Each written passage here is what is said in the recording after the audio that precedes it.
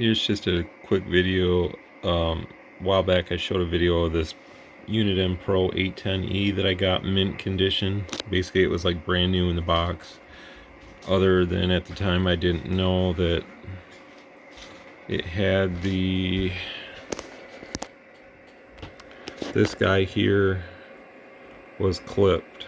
At the time I thought maybe they just had the ALC and AMC cranked, but no, they had that Q27 clipped, which is the main modulation limiter for the radio. So, and you can see there's some glue in here. I need to get that out of there. There's glue on the ribbon cables and stuff, but the purpose of this video is for talking about this modulation limiter right here. So I put that back in. My buddies at Amazon helped me out. They had it. Fortunately I had to buy 50 of them. I only needed one, so I got 50 of the damn things now, but they're not very expensive, so it wasn't too big a deal to put that in there. Somebody just simply unsoldered it and took it out. So the reason, I don't know why they do what they do, but it was pretty common back in the late 80s, 90s. It's still kind of common today for some people. They feel that they need to glorify the watt meter by removing limiters and doing stuff like that, which does absolutely nothing for your transmitted signal. Honestly, it makes it worse in my opinion. But anyways, we got that back in now, so we can see our mic gain's up all the way, and we're in AM. We got a 5-watt element in there, so we're at 4 watts. Peaks on this meter. It's hard to see, but the lights on it really doesn't make a difference. But I'll put the 25 in because that'll be our next best thing. 25 in there. So here's our spectrum analyzer. We're looking at 20 kilohertz span. So this would be 195. This would be 215. That's channel 20. And we have the oscilloscope, 2 divisions. We have 1 kilohertz at 30 microvolts. Kind of hard to see, but that's what it is. So let's modulate it, and you can see that you really don't get 100% modulation out of these, and I think that's why they did what they did, because they thought, well, we can just grossly overmodulate the thing. But yeah, you can definitely get 100% out of it by clipping this part, but then you get way more, and it sounds like crap, and it doesn't help the radio at all. So that's basically what we have with peak envelope power with the tone, about almost 12 watts. And that's our spectrum analyzer right there. So if I take my golden screwdriver, stick it in there, and I crank up the AMC, you can grossly overmodulate the thing just like that, and you can see how much it splatters. And this is why I say don't do this kind of stuff, because you're just wasting away a good radio.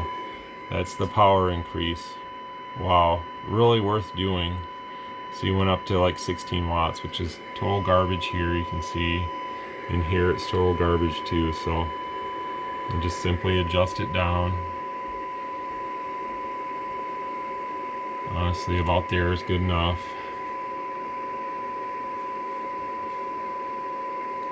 And you can see we're not splattering anymore, and we're right back at the power output we should be. So that's about all you can do for AM, and I'm perfectly okay with that for this radio. It's not a powerhouse radio.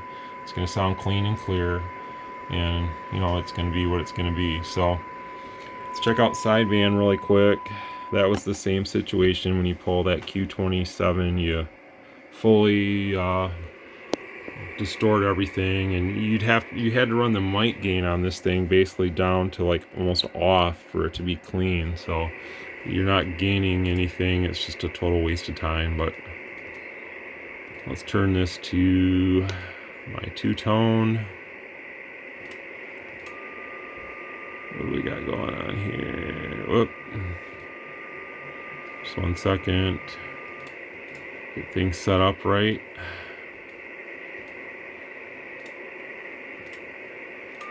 There we go. Okay, so we got our dual tone on right there. And that's what we have here. Looks pretty good. Again, if you crank it, you do a few more watts, but it looks like crap here. That's our dual tone. What are we on? We're on upper sideband, so we can see it's shifting to the right, but it's clean. And peak power, we're doing about 15 watts. And again, if we get the, where's the golden screwdriver? Oh, here it is. Well, I didn't really show it, but it's not golden today, it's non-conductive. But if we crank that ALC up, oh, look at that. That's pretty. You can see the distortion come on, and then that's what we get. A few more watts, nothing. It's all just crap. So let's make the golden screwdriver do what it, make it look better.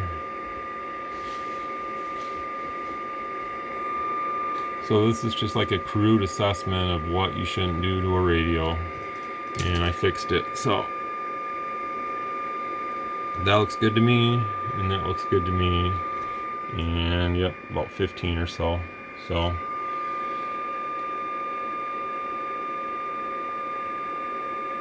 I could honestly clean it up just a touch more.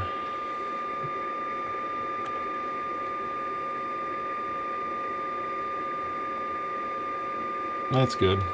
So again, we can see our radio's putting out full power, and it's working good. So I think it's gonna, other than getting the glue out, which is, you know, it's not terrible, it's in front of the ribbon cables. There's a little bit around that big cap. There's some glue back here. That glue is actually looking kind of nasty back there, so that's going to be a job possibly for a later day. But I think the radio has tons of life left in it. It could use a recap, but I think the caps are okay. The guy said he bought it new, and he basically bought it from a CB place, a dealer. You know, they used to have dealers back in the day. Uniden had its own dealers and stuff, and he bought it from a dealer. He tested it really quick, and then he put it back in the box and never used it again. And I kind of believe that because in the shape it's in, and it's got some dust and stuff. I got this fluorescent LED light up here, so it's showing everything, but it's super clean. It doesn't have, I think they used to have a cover over it, so I don't think it has that on it anymore, but it's not scratched at all. I mean, it's just a beautiful radio. It's got dust and crap, but that can all be cleaned off with a duster. Channel 919, everything works. You know, we're not, segments aren't burned out. So it's kind of like a, when I opened the box up, it was like opening up a time capsule. It's got a nice high cut. You didn't see that back in the day, but this radio had a nice high cut filter, so it really works good. And it's got this old switching, or I'm sorry, maybe one day I'll put a switching power supply in there, but it's kind of small, so if the power supply ever craps out in it, possibly just run a jack out the back and do a 12 volt like a mobile radio. So you could easily do that, just disconnect these wires and run a standard, but I'd hate to do that to the radio. I'm hoping this power supply will last a long time, and if it doesn't, somebody could probably rebuild it. That's a little beyond what I'm capable of doing, so I'm sure someone could do that for me, and there's tons of guys out there that could restore this thing for me, because that's more than I really want to take on too. So I wish Mike's Radio Repair was still around, because he did a video on this showing the full disassembly of the front panel and everything, and it seems like it's a lot of work, but for a radio this pristine, I think it would be worth doing. So Mike, if you're out there, get a hold of me. I'd like to, like everybody, the millions of other people probably say to you, I want to send a radio to you. Well, this would probably be one I would rather just send out as a paying customer and have it restored. But as far as everything now, it's working great. And I fixed the stupid issue of somebody pulling the limiter out. Doesn't look like there's any other mods or anything done to it. I got the bottom off of it, so I can show you guys. It's basically just a PC 122 circuit board in there, so I didn't see anything out of the ordinary. So gotta get that little dangling piece of whatever that is off the board, but otherwise it's super clean. Even the bottom is clean. So that's it. 7.3. Hopefully we can one day get this thing restored to its glory. I mean, it's glory just looking at it, but you know, there's some electrolytics and the glue and stuff, and I'm sure the power supply could be addressed, some of these caps and stuff, and you just never know how long you get on a power supply of this age. So They'll be used sparingly until the time comes when it needs to be reserviced. So 7.3.